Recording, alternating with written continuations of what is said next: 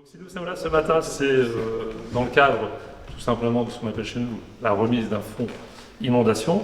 Et en fait, ça fait suite aux inondations historiques de novembre 2023 et encore plus de début janvier 2024, qui ont rendu la situation d'un certain nombre de nos concitoyens très difficile, en particulier sur notre territoire.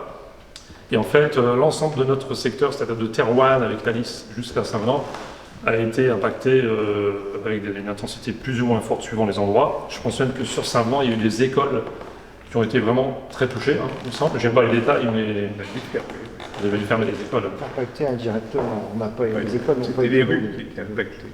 Allez, la câble et la chaudière est impactée. Câble, chaudière. Et au-delà des précipitations qui sont tombées, c'est surtout la durée des événements qui nous inquiète, et avec des conséquences et des dégâts qui ne sont pas toujours faciles à évaluer dans la durée.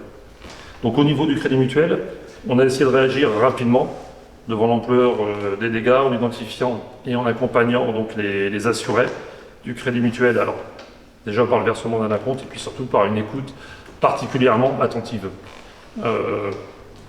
Et tout ça, mine de rien, ça vient après la crise Covid, il y a en gros 4 ans, presque jour pour jour. Et pour ceux qui en doutent encore, nous prenons maintenant pleinement conscience qu'on est dans un changement climatique important. Nous vivons tous les jours par l'augmentation des températures, des précipitations qui sont plus violentes, des tempêtes qui sont de plus en plus fréquentes. Alors les ravages sont visibles et une remise encore en cause de nos comportements carbonés devient évidente. Et donc dans un monde plus fragile, les entreprises, même si elles ont toujours l'obligation de créer la croissance, de faire du résultat, doivent sortir d'une logique financière de court terme pour avoir une orientation plus écologique et faire face à toutes ces exigences de solidarité. Et donc le Crédit Mutuel, notre premier métier c'est banque assureur, on pense surtout à la banque, mais on est également assureur, c'est d'essayer de nous investir et d'être une banque qui soit présente dans la révolution environnementale.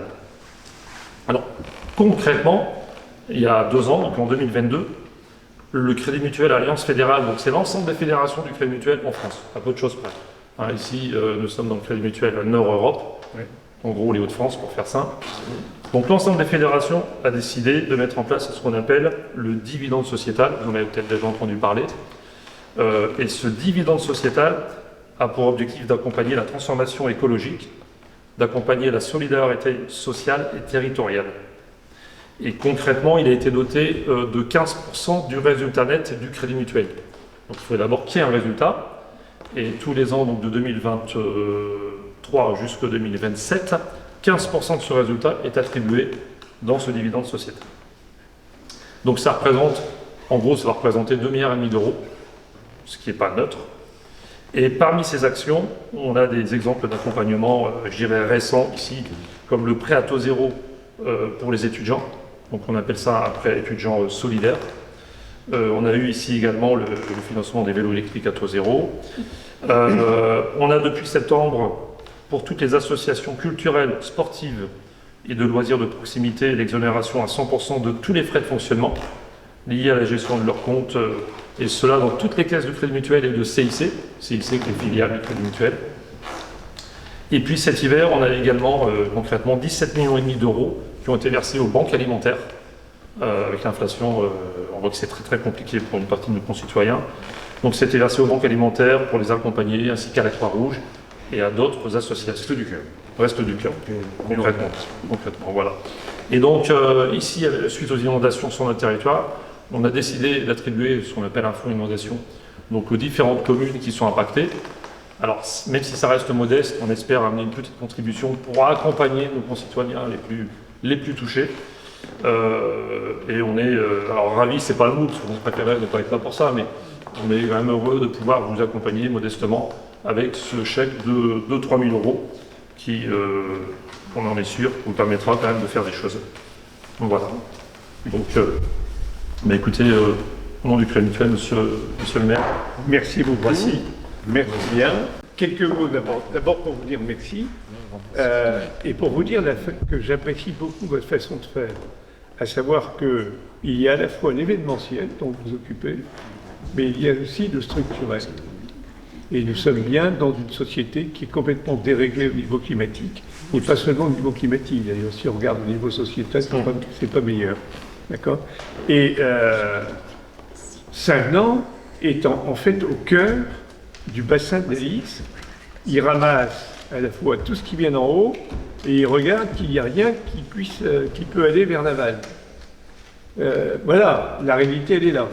Et les inondations de 2014 se sont aggravées par l'incompétence humaine. Je le dis clairement. Certains ont voulu se dégager de risques majeurs au détriment d'autres communes.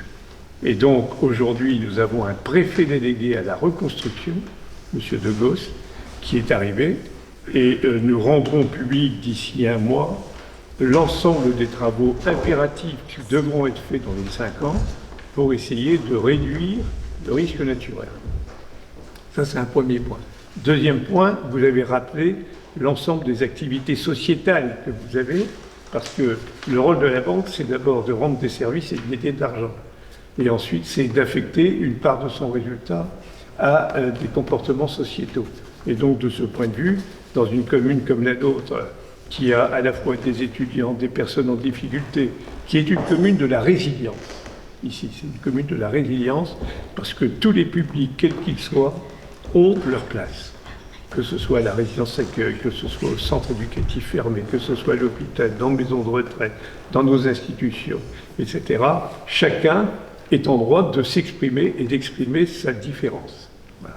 Alain le sait plus que d'autres, puisque et comme Albert, ce sont des piliers de la vie communale, même s'ils ne sont pas totalement investis dans la totalité des parcours communaux. Ce sont des citoyens de très longue date qui ont toujours été attentifs à leur coin de jardin, c'est-à-dire Saint-Venant. Hein, voilà, en clair.